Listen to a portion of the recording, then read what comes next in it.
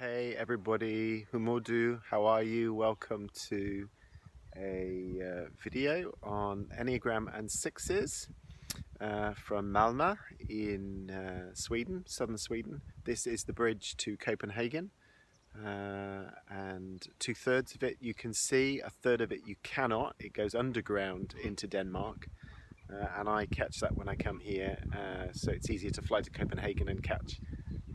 Costs 12 quid or something like that, 12 pounds, in order to get from Denmark to Sweden via that. It takes about 20 minutes. The Enneagram and Enneagram type 6's. I see more Enneagram type 6's than any other type. Probably that's because that's my type and people resonate with me. They probably recognize themselves. We're very honest, we're very open, we're quite transparent, we can be very witty.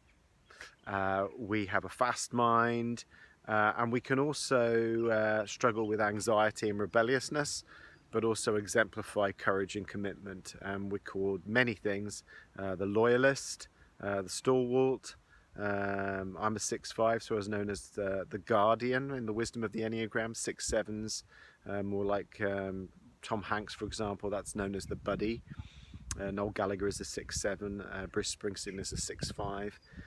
But 6's can really struggle with anxiety, and you might do something like hypnosis and think, well, why is this anxiety not going away? You know, I've just done hypnosis, and you can really struggle. I mean, the first part of my career, I've just started my 40th year of doing this.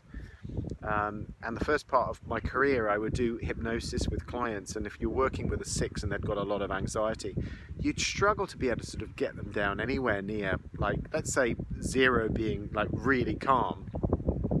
You could do an hour of hypnosis and struggle with them, you know, being so resistant and being able to get down to sort of a level 4. And they weren't really deeply in hypnosis, you know, that they might go down a bit and then they'd be, oh, and then they'd come out of it, you know, in a shock. I remember when I got into all this self-development, you know, it was a massive struggle for me to get my unconscious to relax, because it felt like having to, it felt like putting the drawbridge, like being a castle, putting the drawbridge out and the portcullis up. It just felt like I was letting down all my defenses. And through everything that had happened to me in my life, the conditioning as well as the traumas I'd picked up along the way, it felt that I needed to run such a high amount of worst case scenario just to be able to survive in life. And no wonder I then had chronic anxiety and autoimmune disease, chronic fatigue syndrome, fibromyalgia, iritis.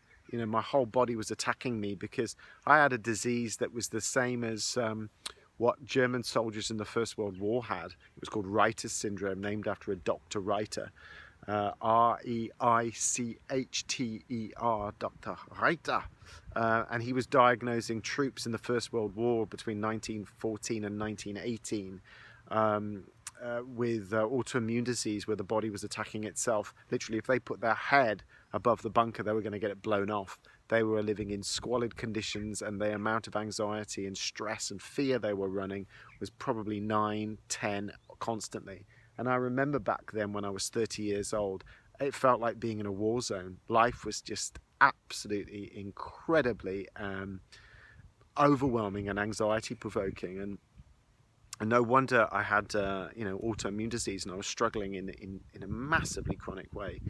So but I do see a lot of Enneatype 6's, and you can change all of this. I mean, hypnosis is a great tool. Binaural beats are wonderful as well, but you need to be working on other things. I mean, I won't ever do a one session like quick fix with an Enneatype 6 like some hypnotherapist who's not an Enneatype 6 or is brand new to doing this, because it's a waste of your money. We work to give you practices to bring down that overwhelm that is going on inside of your unconscious, and to help you to understand your personality and to strengthen it, because we're only as strong as our weakest link.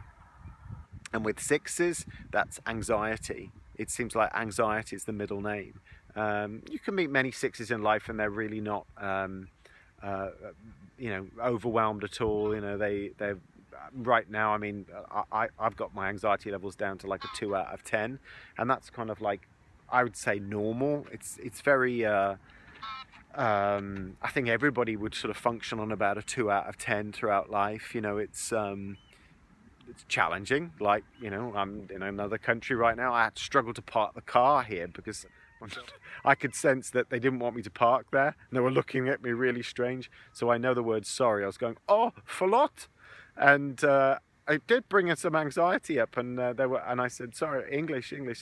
Oh, you cannot park here. There's a garage. Oh, you cannot park here. You're parking the wrong way down the street. We can park you have to park a certain way. If you're going that way, you've got to park that way. If you're going that way, you've got to park that way. And I didn't do that. It was a bit anxiety provoking, but once you understand, I just went, tack så jättemycket, thanks very much, förlåt, sorry. And then you drive off, and then the anxiety levels go down. With some people that I'm working with, they are in that place where the anxiety levels are just constantly like a 4, 5, 6, 7, 8, 9.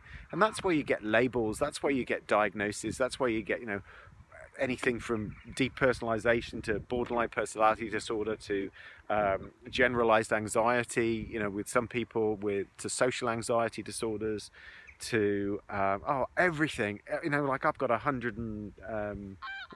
$129 book from the United States, and it basically has everything in there, mental and physical and emotional, that is like an A to Z or an A to Z, and it's basically explaining what's going on at a deep unconscious level. So you can heal all of these things. It does take time with chronic conditions. I say non-chronic conditions can be healed, most usually in 5 sessions, but with anxiety disorders, there's a protocol that I use, and 6's that come with sort of anxiety that's not like a phobia about something. It's like something that's like the phobic of life. I should also say, you can be a phobic 6 or a counterphobic 6. Counterphobic 6 is Noel Gallagher, formerly of Oasis, now High Filing Birds. He's a counterphobic 6. Hitler was a counterphobic 6. N counterphobic 6. And a phobic 6, I'm a phobic 6, so it's more like English comedian Michael McIntyre, Lee Evans, good examples, Woody Allen. The anxiety is very much on the surface, and you can see it, and they have almost like a phobia of life. It's sort of worst case scenario with everything, but you can strengthen it, and I've been strengthening it for 10 years. I put myself out in the public eye more than I've ever done before. I had a schizophrenic stalker for 18 months. I've been I've pushed my comfort zones out so far, and if you have practices that will help develop you to strengthen you, ultimately we have to learn to trust our guts rather than the ego mind up here. You get stronger, you feel more grounded. Like I'm really feeling my feet right now. One protocol that I've introduced into my life, not just for the psychological benefit but also the physiological benefit, is freezing cold showers. I'm over in Scandinavia, so there's a pier over there, I remember Nina Persson out of the Cardigans lives in Malmö, and I remember seeing a video with her, and she was talking about going to this pier. Actually, it's a naked sauna, and you go left for the men and right for the women, and there's one in the middle that's mixed. They get really hot, and then they throw themselves into the sea. Okay, not necessarily throw, but you go down a little ladder into the sea. But it has a massive effect on your psychology. It brings you totally into the now, and that's a spiritual practice to get you into the now.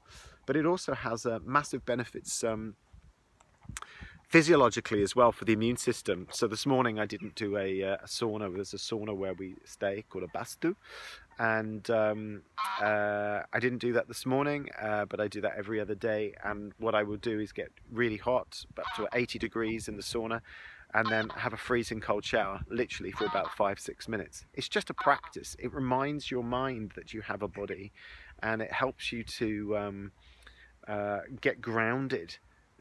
We need to do things that get out of our heads, because 6's can live in the head. So if you struggle with anxiety and you think you might be a Enneagram type 6, 2's also struggle with anxiety, so do 4's, and so does all the other types. But the sensitive types, and 6's tend to be sensitive even if they're counterphobic 6's. It's not about a one session quick fix. You need practices that help you to develop, and you also need strategies. And I give away £200 worth of free audios, particularly binaural beats, and I've got the Enneagram in there, and I've also got something, there's a 9-hour program on the Enneagram people get for free. It's worth £60, they get that for free, and they also get another £60 package called Kaizen, and it's about the art of manifestation through small steps, and that really helps with 6's, because there's a tendency to just take, it's like no action and then big action, and then the big action is just anxiety provoking. So it's better to sort of get the ball rolling. But I use all of those techniques, to be honest, with every client that comes, but they really work well with Enneatype 6's. So not just a quick fix answer, it's more of a protocol that you can have in place, that you can use, that's there for the rest of your life. Hey do, goodbye, and wish you all the best.